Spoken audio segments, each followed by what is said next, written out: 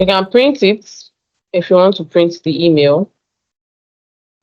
You can undo whatever you did, and then you can move and delete it. You can block the sender.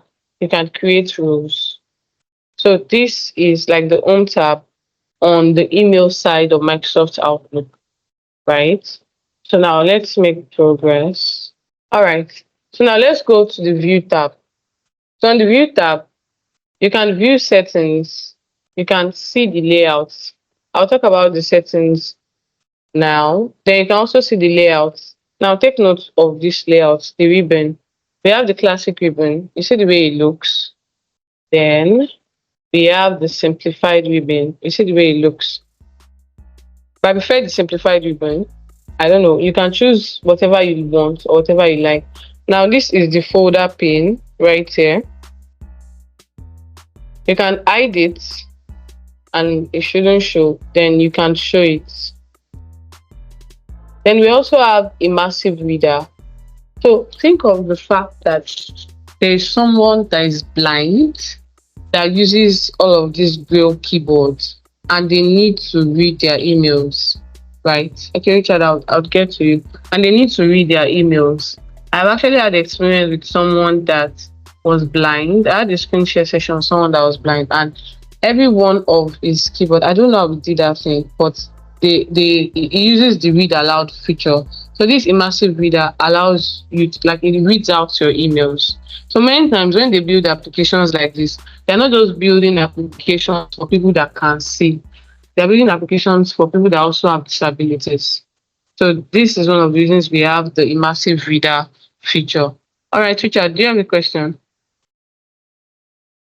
Yes. Let's say somebody sends you an email, right? And the email is CC'd like 10 people. So instead of you explaining by email, you just want to do a quick call. Can you set up a Teams call directly from Outlook without going to Teams? Yes, you can, using the calendar feature. So from calendar, though I was getting there. So let's say I want to set a meeting by 10 p.m. I will just double click on it and I would select the attendee. So let's say it's Richard. I don't think I have anybody called Richard, but let's just say I have an account at Daisy, and then I want to say pick call. Right here, you can see that Teams meeting is turned on. Can you see? Okay, so let me show you. Then you can also set reminders, because within Microsoft Outlook, there are so many meetings that people have to attend within organizations. So you can see different meetings that you need to have, so you can easily catch up on them. Though many times, once you have a meeting that is set, let's say you are starting work for that day and you open Microsoft Outlook will give you the notification of the meetings that you are having, the meetings that you are going to have maybe that day or the next day. So it's just going to give you a reminder. It's set by default on Microsoft Outlook. And we also have the help settings. So to add to this, I want us to switch to the old Outlook. I'd just like to show us how the old Outlook looks like before we continue. I don't know how much time can permit, or it's telling me what made me switch back, or that.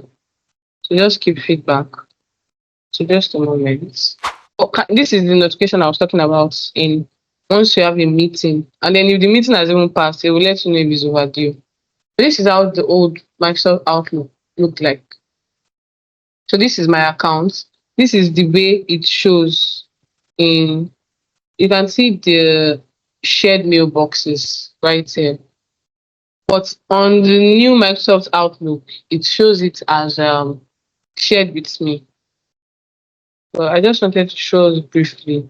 And then another thing about the old Outlook is you can see file, you can see home, you can see send or receive, you can see view, you can see help.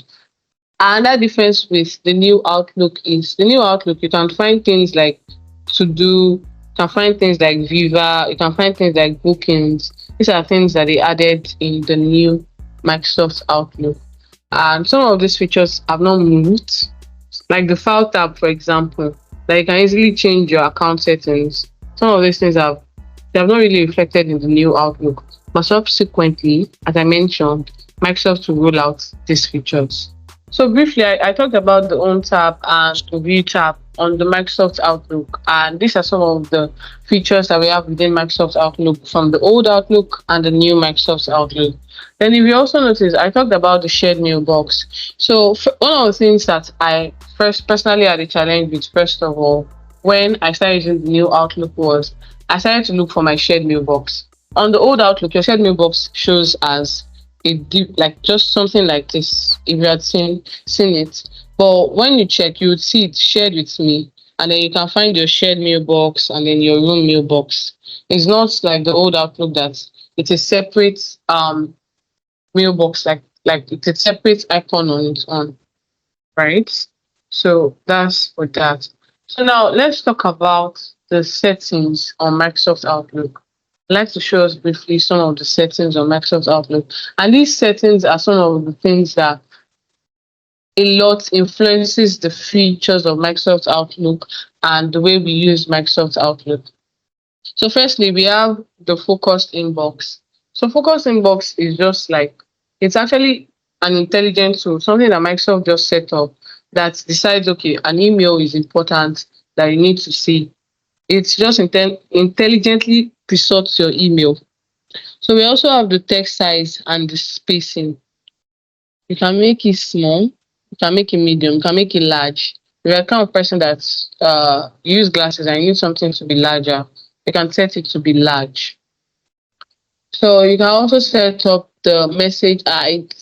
You can show sender images. Let's say someone sends an email, and then you want them to show the images. You can set it that they should not show the sender images. Then you also have the reading pane, how you want it to look like. So you can install Microsoft Outlook and look at all of these things as much as possible. So you can see right here on the settings tab, this is the mail, this is layout, this is compose and reply. And this just talks about the layout, the way Microsoft Outlook looks like. So I'll just touch each and every part briefly. So let's also, no, I'm going to discard it. Let's now go to email accounts. So we have email accounts right here. And then you can switch between your accounts linked in Outlook. You can add as many accounts as possible. And then you can manage it. So you can remove it and you can get started. We also have automatic replies. Let's say I'll be out of office and I won't be available. So let's say I'll be on leave between today and 29th. I can set it that it should automatically decline new invitations for events. And I can also send automatic replies and says, I am out of office. Kindly contact, okay. Then I can add an email, maybe rookie@dynamics. Then if I also want to send the reply outside of my organization, I can set it right here and then save it. I'm not saving it because I'm not setting automatic replies. Then signatures, okay, discard. We also have signatures. So as I mentioned, let's say I want it to be Temitope Victoria, IT professional, Dynamics consults. Every of my emails, every of my emails would have the signature. Every of my emails would have the signature. So once I just insert it, it will be there for me to send emails. Any questions? And then I talked about categories, then mobile devices. You can see the mobile devices, Outlook for iOS and the iPhone. Then you can also get the Outlook app on your mobile device. So it says these are the mobile devices that are synchronizing with my mailbox, and then I can remove them. Then we also have the storage. So for storage, let's say you have your deleted items as like so many emails and you want to delete the emails. Like I don't have time to start deleting 221 emails that I deleted for the past 2 months. I can just empty it from here. Just select it and then empty it. 3 months and older, 6 months and older. I can empty everything. Though let me just add this as an added information. In because a lot of things that powers Microsoft Outlook is Exchange Online, especially when you're working with organizations. Exchange Online with admin. If you try to empty these items and it does not empty, just have it in mind that it means that there's something called like a hold. It means that you cannot empty that mailbox. Maybe because they want to keep important information, they don't want loss of information, and the mailbox is important. If you empty it and it does not empty, there is most likely a hold or something on that mailbox that is not preventing you from deleting emails. You can also empty your inbox 3 months or older, 6 months or older. Your sent items. This is just to save your storage anyways. So that's it for the storage and on the account part. Now let's talk about general settings. You can set the language and the time. So you can just set whatever language that you want, and then the date format, right? And then time format. You know, many of us use 22:00 or 10 p.m. like that. So you can set it as much as you want. My time zone is West Africa because we're in Nigeria. Then for appearance, I can make my theme dark theme, and then I can make it light. So I'll just leave it at the light theme.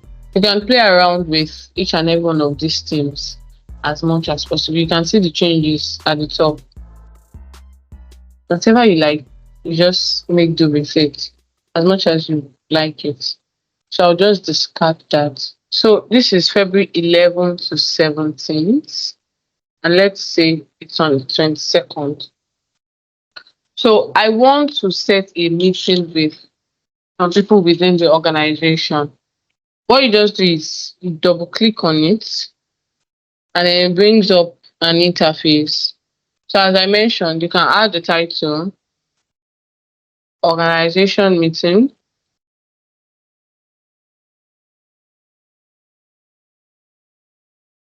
Who needs to be here? Let's say Richard needs to be here, Ola needs to be here. If I have, I'll just choose any account like that I find. Let's say Temitope. You can even add external accounts like your personal Gmail. Like my personal Gmail is right here. And then I can add it and then set it for Teams meeting and send it to everybody. And everybody will receive an invite. I believe each and every one of us received invite for this meeting, even though we were using external accounts, like not a Microsoft account. When I mean external, that means it's not a Microsoft account. Some of us are using Gmail, some of us are using Yahoo. So you would receive the meeting with like the meeting link saying that it's Teams meeting with the title.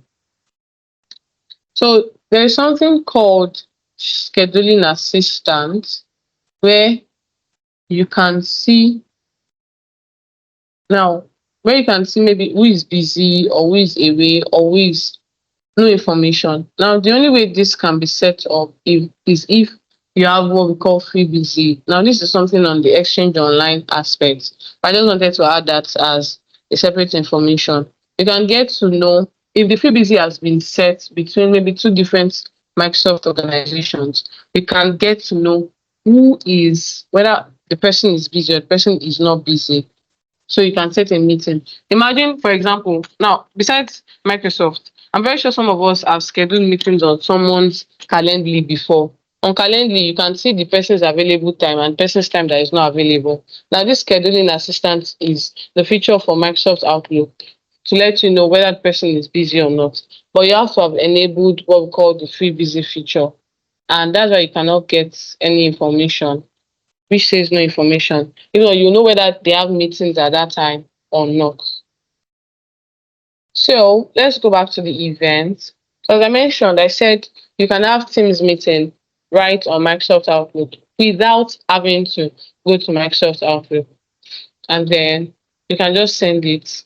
And then each and every one of them would receive the email of the meeting at that particular time. So there is also something called the sharing feature. You can share your calendar with others. Now, this sharing feature is something that is very important and very useful that Microsoft Outlook offers. So let's say, for example, I have a manager, I have my line manager, and then my line manager tells me that I should just schedule a call with her. Now, remember that cloud computing allows you to schedule meetings with people that you may not even be in the same office with. Remember, and cloud computing has really helped us to do a lot of remote jobs from people with different countries. But the person just tells you, oh, just schedule a meeting on my calendar. The first thing that your manager would have done is that the manager would have given you information. So let's say I want to set it for that, to have set it for that. Let me find another account. iChat. So you can select that she can view all details. You can view all details. That means that you can see everything in my calendar. You can view when I'm busy. So when you're trying to do a new meeting with that person and you go to scheduling assistant, from there you can know when your manager is busy or not, because she has set it that you can view when I'm busy, and then you can share it. So that way, when they are scheduling meetings, you'll be able to know when your manager is busy. So these are some of the few features of Microsoft Outlook that we have. There are many more. You can just install Microsoft Outlook using your developer account, and you can try so many more things in Microsoft Outlook. Thank you very much.